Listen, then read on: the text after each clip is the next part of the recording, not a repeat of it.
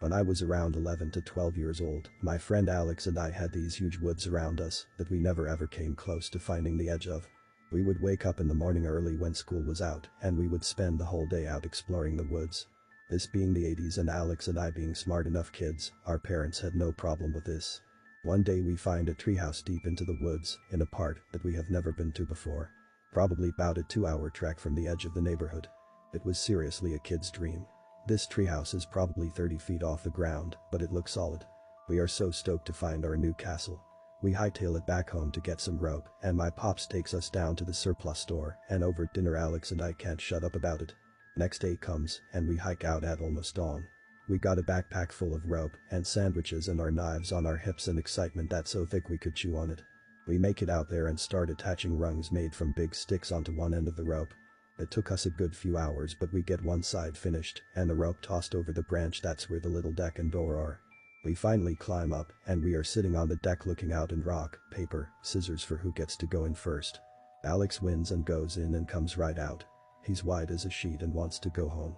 So curious as I am I go inside.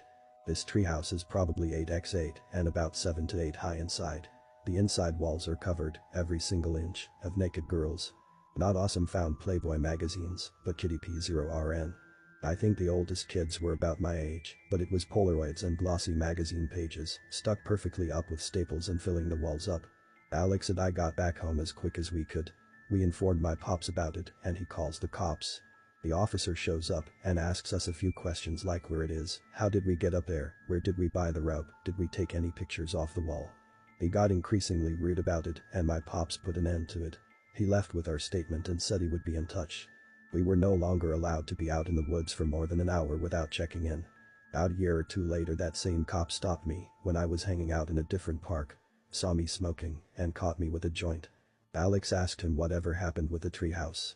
The cop told us to not do drugs and left us alone. In college many moons later, Alex sent me an email saying how he read in the big state paper that officer SH0T himself with his service revolver after his wife found out he was circulating CP.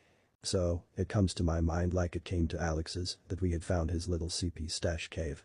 The creepy part came a few months later when Alex sent me another email saying that he went to the estate auction and one of the items for sale was a rope ladder with a bag.